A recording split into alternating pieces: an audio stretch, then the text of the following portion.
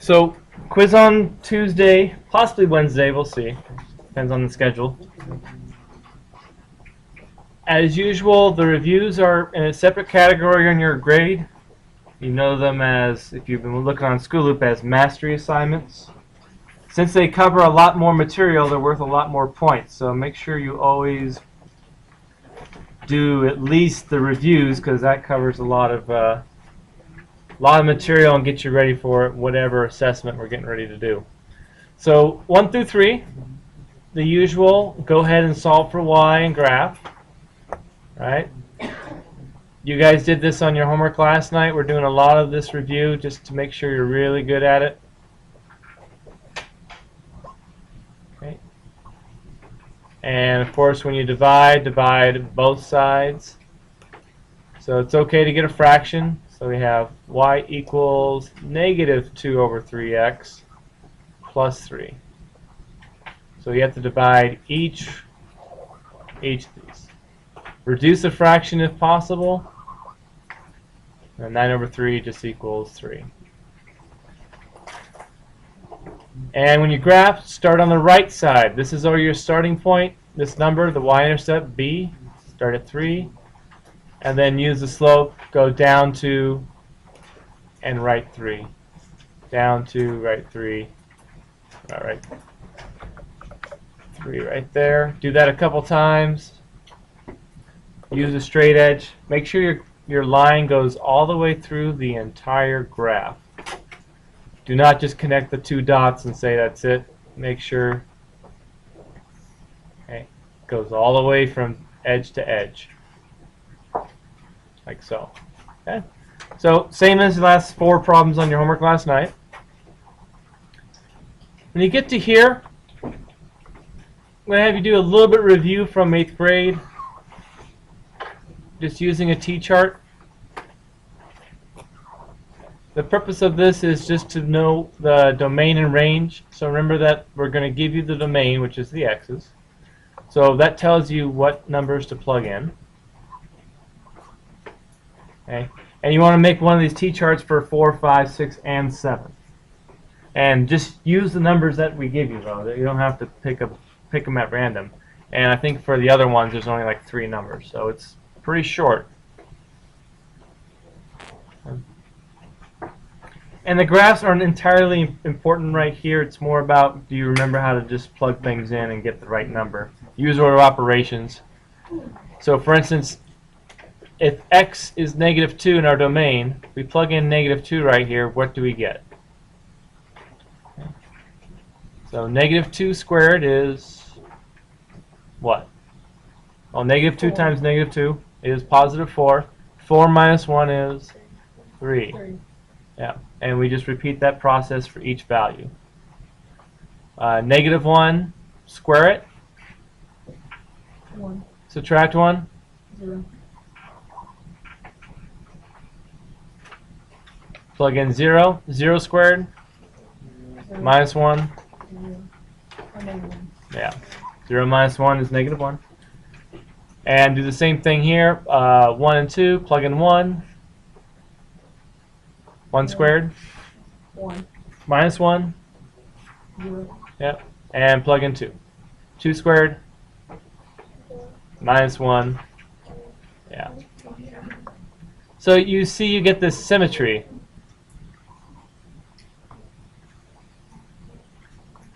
So let's plot these points. Negative 2 comma 3.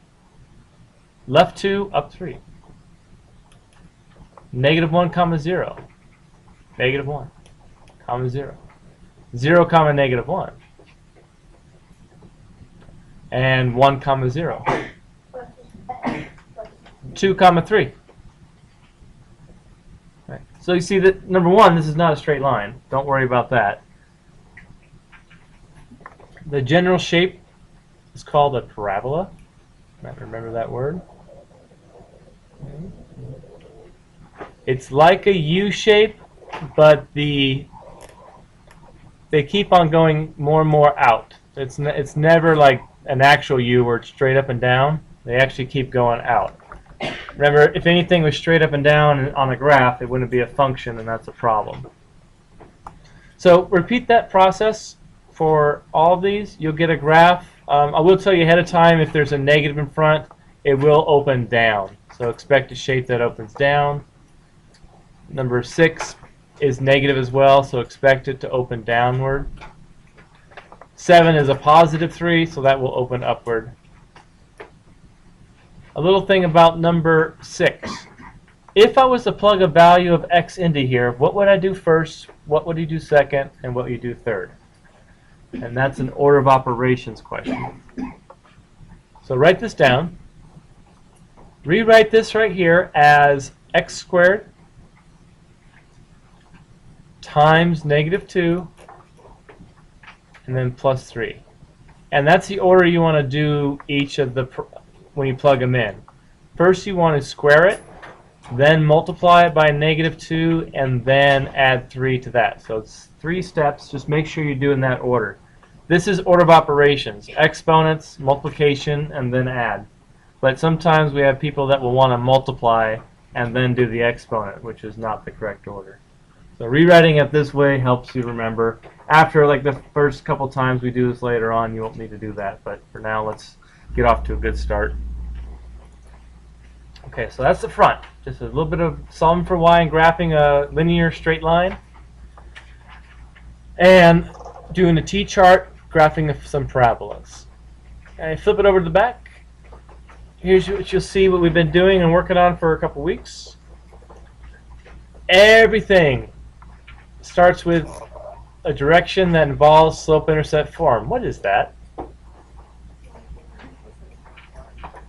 Yeah, you have to know what that is. If you don't understand the directions, it's very difficult to actually, solve the problem. So we have to know that we're looking for y equals mx plus b, and you need 2 values. You need to figure out what m is, and you need to figure out what b is. Those are the 2 things you're looking for. And when you had the graph, it was pretty easy. Oh, there's the y-intercept. It's at -1. So my b is -1. What's the slope?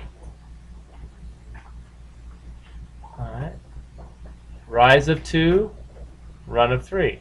Okay, so the slope is 2/3. That's not too bad. Negative. Wow, how is it -1? How'd that happen? +1. Good call. So that's how we get the equation y equals 2/3 x plus 1. Back on there. Okay, I'll just leave it there. Now, and starting yesterday or the day before, we just want to say, well, let's do all the same stuff that we're doing here, but without a graph. So what if I have no graph, but I still want you to find the slope-intercept form of everything? Okay, and that's ultimately where we all want to end up. Always start off with this. And this was the easiest type. We did this first yesterday. It's when they give us the slope and the y-intercept just right out, and you don't really have to do a whole lot other than plug it in. They tell us the slope is -4. Okay, it's -4. Tell us the y-intercept is 1. Okay, so it's +1. And it was nothing more than that. We got to add the y equals and the x, but not too bad, right? But then it got a little bit more involved with the next part. What if we didn't just make it so easy? What if we didn't give you what the y-intercept was and you had to figure it out? We still give you the m, we still give you the slope, so at least we know this much. Y equals 9x, and it's going to be like plus or minus something. We don't give you that part. So you had to figure that out. So half of it's given to you, the other part figure it out on your own. Again, the directions give you a hint. Slope-intercept form, just write it out. Okay, so we have the slope, it's right there. We have the x, it's right here. And we have a y, it's right here. So we can plug everything in, except for, of course, what we're trying to figure out, b. And when we get this answer, that's going to fill in what we're missing right here of the equation. So this is what you did over and over yesterday, last night.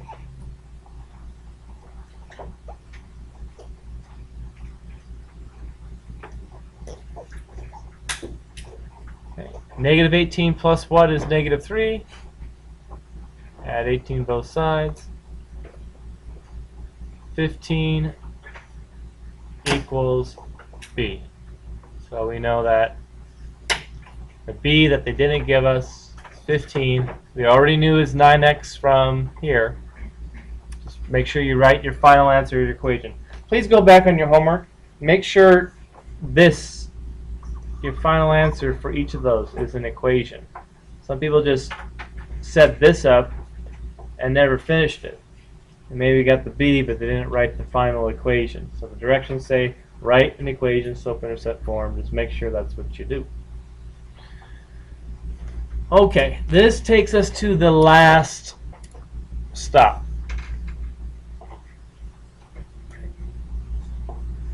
What if you're told to find the slope-intercept form,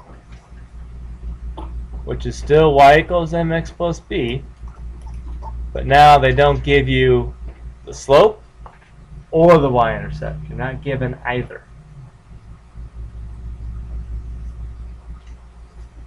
So what do you do now?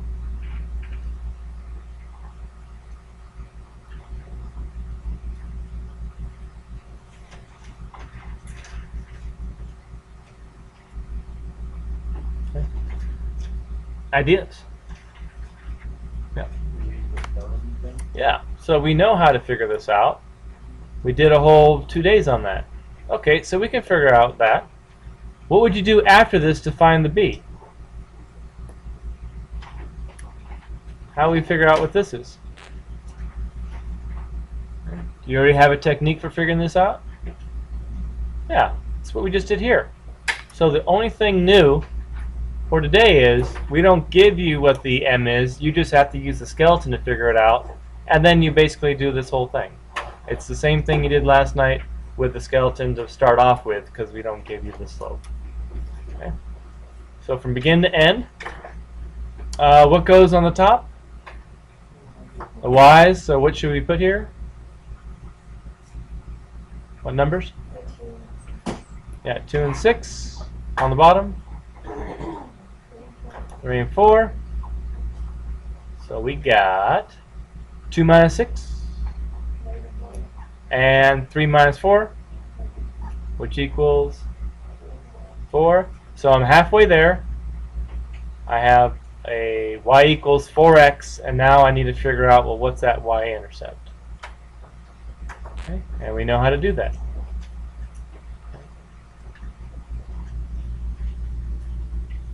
So y equals mx plus b.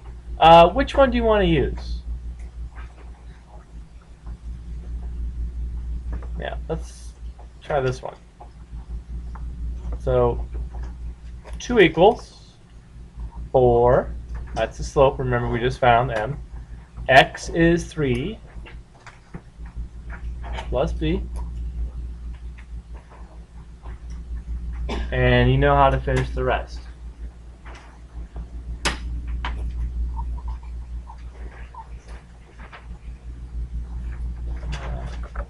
12 plus what is 2?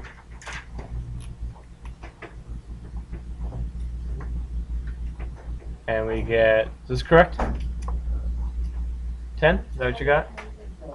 There you go, 10. Good. So we got the m right here, right? So we know it's y equals 4x, and we got the b right here. So we're just putting everything together that we did all week.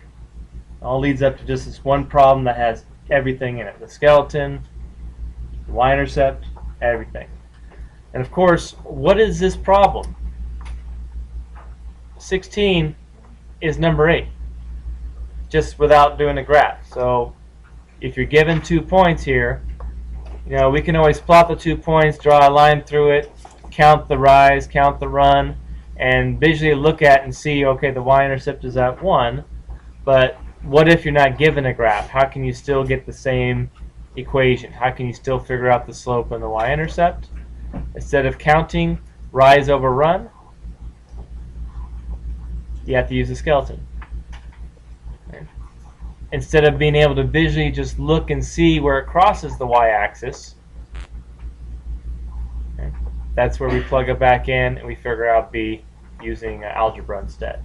So the top two problems and these bottom four problems are the same exact question. One you do with a graph, one you do without.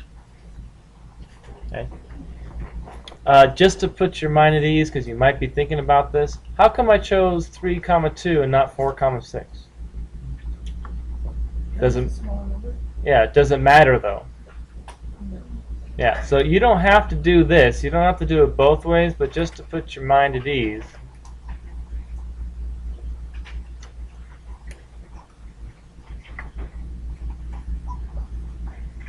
Okay. If you did use the other point, you can see that you get the same exact answer. 6 minus 16 is negative 10. So it does not matter which point you use. In general, if I see that one has like all positives and the other one's all negatives, I want to use the positives because there's fewer chances of mistake. So, but really it doesn't matter if you do it entirely correct, you'll get the same answer. So do one or the other. You don't have to do it both ways. Unless, of course, you're finished with your quiz with 20 minutes to go. Now you have a nice built-in check. You want to know your grade before you turn it in, right? You don't want to turn it in saying, I hope I got that one right. If you do it both ways, you get the same answer. Here you go. Here's my 100% quiz. It's a choice, though. Are you going to do the extra work to verify you're doing it right? Or are you going to say, well, I'll just take my chances and sit here for 20 minutes while everybody else keeps working? So you got to make a smart choice there, right? Okay. I think that's about it. I was going to show you a few examples, just some special cases. You can just watch these and see what we can get out of it. Remember, your homework is just to finish the worksheet we're just going over. Keep in mind that when you have a slope of 0, things might be a little bit easier. So if I was to graph this, 6, 4 would be right here. A slope of 0 is horizontal, right? So what's the equation of this line? What's the y-intercept? Okay. Yeah, it's just 4. And since there is no slope, it doesn't change. The final equation is just y equals 4. Remember, we don't write y equals 0x plus 4.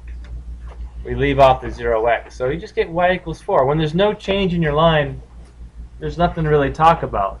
So if you start off with $4, you always have $4. So no matter what, your y is always $4, no matter what. Nothing's changing. Same thing if we have an undefined slope. What kind of line is this? Vertical. Vertical, right? 1, 2. Hey, what is the equation of this line? That's the fourth one. Yeah, this is the weird one. Remember, undefined slope, it's not a function. If you try to, it says use slope-intercept form, right? And you go over here, wait a minute, what's the y-intercept? It doesn't even cross the y-axis. You can't do that. What's the slope? It doesn't even have a slope. This whole thing does not work. Slope-intercept form does not work for vertical. So the only thing left is, well, instead of doing y equals, you have to go over here and say, what about x? Do we know anything about x? Sure enough, we know it goes through 1. So your equation, again, it's weird because it's vertical. It's not a function. Our equation starts with x equals 1.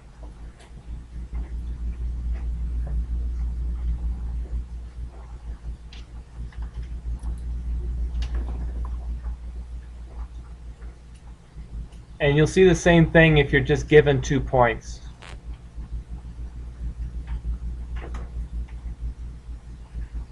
What kind of line is this? 3, 5, 3, 2. Can you visualize what that would look like if you plot the points and drew a line through them? What kind of line is that? They overlap each other. It's a vertical line, right? Are vertical lines functions? How can you tell just by looking at these points that it's not a function? Because the, Yeah, someone said it. Yeah, the x's repeat. So remember all those rules about if it's a function, not a function. If you're looking at a graph, yeah, you got a vertical line test, but if you don't have a graph, you can tell just by looking at the points. This is not a function, which means it's a vertical line. What's the equation of this line? Well, we know it's x equals 3, 5, 3, 2. Where is it across the x-axis? No surprise, right at 3. Equation of this line is x equals 3. So you can see how this little tiny detail of recognizing it's not a function because the x's are repeating, that makes this whole thing last about 10 seconds, maybe even less. But if you don't recognize it's not a function, you might start to do the y equals mx plus b and try to do all this other stuff. Okay, so the other case, of course, that, well, what if the y's are repeating? What kind of line is that? Use some logic. If x's are repeating, it's vertical. So if y's are repeating, it's horizontal. And we can graph this and verify it, right? There we go. So what's the equation of this horizontal line? Well, the slope is 0, but what's the equation? 0x. And what's the y value again? 3. Yeah, right here, 3. So the final equation is y equals 3. So between these two, can you come up with a general rule? If the y's are repeating, what's the equation? Right? The y's are repeating, the equation is just, well, y equals that repeating number. If the x's repeat, it's just x equals that repeating number. It's a little bit of a special case, a little bit of a shortcut. It's one of those things that you see, well, how's that person finishing so fast and they're getting, such high grades? They're not going in autopilot. Because it's really easy to do that. Oh, slope-intercept form. Okay, let's do y equals mx plus b. And you just want to use all your information just on this one problem. Or you want to use just information on that one problem as opposed to using everything you've learned in the past few weeks. You'd recognize, oh, that's not a function. Like, hey, not a function. That means it's vertical. That means it's x equals. Oh, the x is 3. X equals 3. So it'll save you some time and some energy by putting all your knowledge together at once. Okay.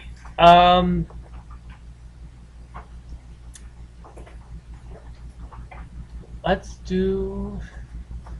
Can you go over one of the questions on the yesterday?